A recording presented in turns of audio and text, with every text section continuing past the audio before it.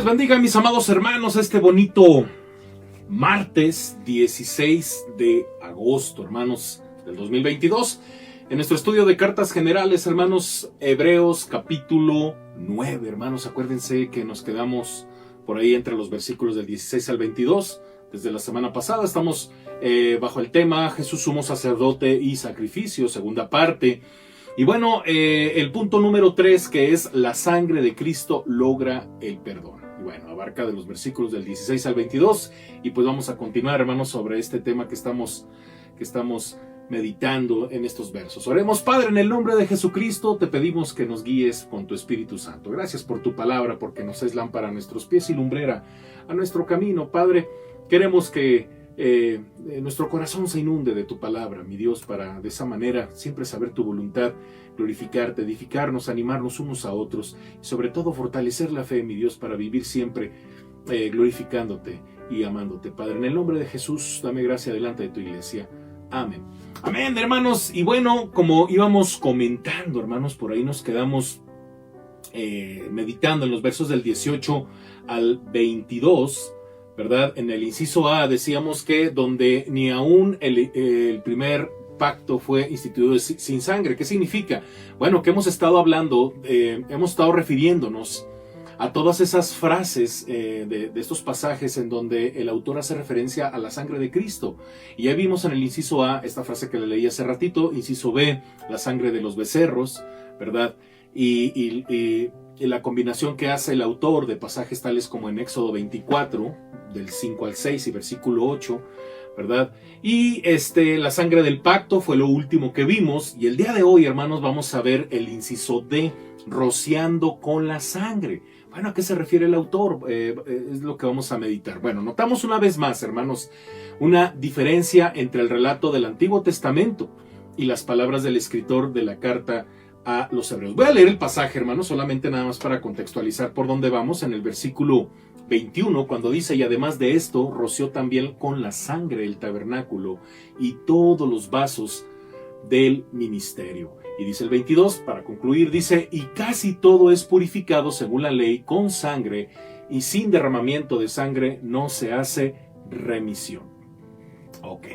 Y bueno, pues vamos a volver a esa frasecita del inciso D, rociando con la sangre. Bueno, notamos una vez más una diferencia entre el relato del Antiguo Testamento, según Éxodo 40, del 9 al 11, y las palabras del escritor en Hebreos, capítulo 9, verso 21. Y bueno, cuando Moisés, hermanos, erigió el tabernáculo, Dios le dijo: tomó el aceite de la unción, y toma el aceite de la unción y unge el tabernáculo y todo lo que hay en él. Conságralo junto con todos los utensilios y será santo. Esto es en el versículo 9 del capítulo 40 de Éxodo. Ya tenía un poquito de errorcito ahí de dedo. Y bueno, el escritor de Hebreos, hermanos, sin embargo, afirma que Moisés roció con la sangre tanto el tabernáculo como todo lo que se usaba en sus ceremonias. Capítulo 9, verso 21. En el relato de la ordenación de Aarón y sus hijos, leemos que Moisés mató un becerro y con la sangre purificó el altar. Y había consagrado, hermanos, el tabernáculo y todo lo que había en el mismo, inclusive el altar, con aceite. Hasta había ungido a Aarón con el aceite. Levítico 8, del 10 al 15. Debido a este relato, hermanos, paralelo del libro de Levítico, podemos con certeza suponer que el escritor, dado su íntimo conocimiento de las Escrituras en el Antiguo Testamento, se basó más bien en el relato de Levítico que en el relato del Éxodo. Y bueno, inciso E, hermanos, porque vamos continuando con estas frases. ¿De dónde saca el autor estas frases o estas referencias a la sangre? Bueno, purificado con sangre, ¿verdad? Como leímos ahorita en los versos 21 y 22. El escritor, hermanos, de Hebreos atestigua que su énfasis constante en la purificación con sangre no es idea suya, la basa en la ley de Dios. Él dice allá en el verso 22, de hecho, la ley requiere que casi todo sea purificado con sangre. Esta ley, hermanos, está registrada en Levítico 17:11, donde Dios le dice a los israelitas por medio de Moisés: porque la vida de una criatura está en la sangre, y yo os lo he dado para hacer expiación sobre el altar por vosotros mismos. Es la sangre la que hace expiación por la vida de una persona. Inciso F.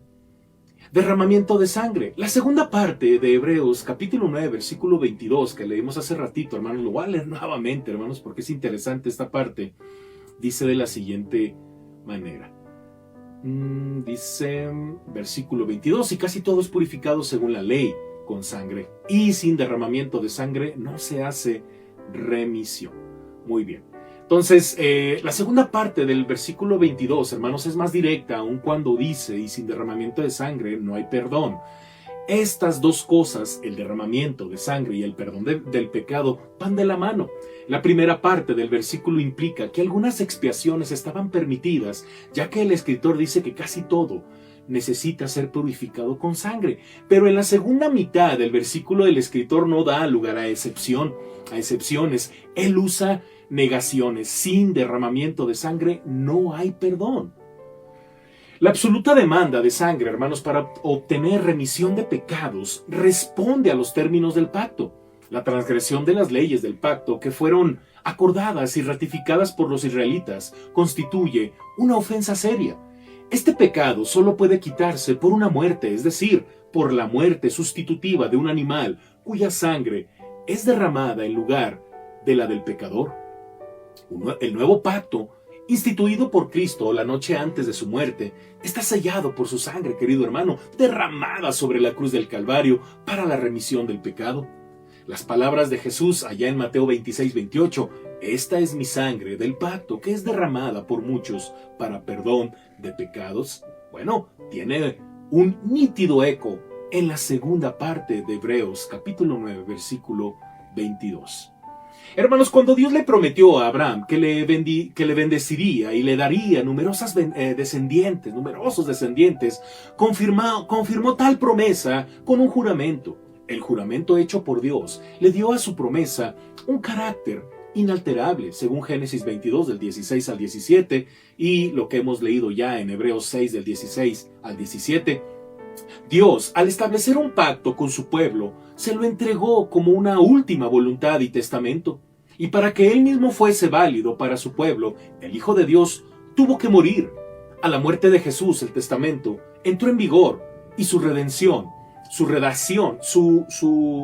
redacción se volvió inalterable, la redacción de este pacto. Déjeme, pongo aquí un detallito. Muy bien. Entonces Dios hizo un pacto con gente pecadora.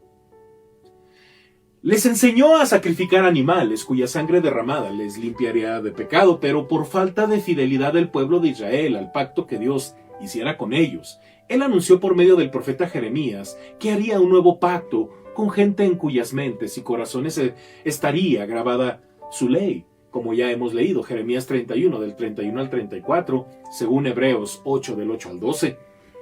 Cristo, hermanos, fue el mediador de este nuevo pacto y por su fidelidad cumplió sus demandas. Él no derramó sangre de animales por los pecados del pueblo, sino la suya propia. El escritor de Hebreos manifiesta la demanda de Dios acerca de la restitución de un pacto quebrantado al decir, sin derramamiento de sangre no hay pecado.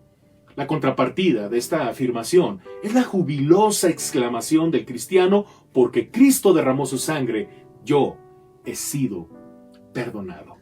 ¿Por qué no oramos, hermano, y dejamos hasta aquí ya esta parte del estudio, hermano?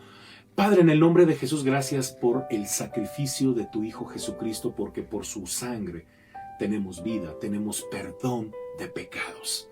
Gracias, Dios, porque el sabernos perdonados por la sangre de Cristo nos hace, Padre bendito, estar siempre contigo, vivir en santidad y de acuerdo a tus estatutos. Gracias, Padre, que tu iglesia siga creciendo en el conocimiento de tu palabra y sobre todo que sigamos creciendo en la gracia, valorando, mi Dios, este gran sacrificio de tu Hijo Jesucristo en la cruz.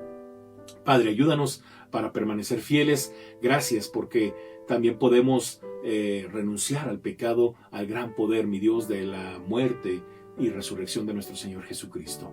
Alabado seas, Dios, por esa gran victoria en el nombre de Jesús. Amén. Amén, querido hermano, Dios te bendiga y bueno, el día de mañana, primero Dios te espero a las 7 de la noche en vivo vía Zoom para nuestro estudio de teología sistemática. Acuérdate que estamos estudiando la teología del Espíritu Santo. Vamos a ver la teología en el Nuevo Testamento y el día jueves también te espero a las 7 de la noche vía Zoom para nuestro estudio de Venid y Ved módulo 3. Estamos contestando algunas preguntas. Hermano, quiero comentarte, anticiparte un poquito que vamos a tener algunos cambios, hermanos. Es ya necesario que algunas cosas ya estén de manera presencial y lo más probable es que los martes de estudio bíblico, hermanos, que en este modelo virtual pues son muy pequeños, muy cortos, esto se lleve ya a presencial, hermanos, como lo hemos hecho por mucho tiempo, hermanos, por muchos años.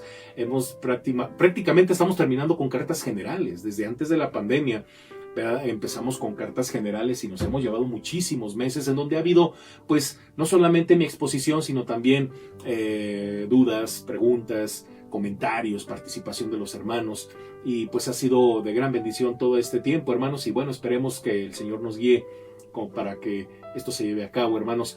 No dejes de diezmar, no dejes de ofrendar, querido hermano, no dejes de participar al Reto Príncipe y no dejes de participar también a tus actividades de departamento y de grupos de oración. Dios te bendiga, un fuerte abrazo, hermano. Descansa, hasta la próxima. Bye.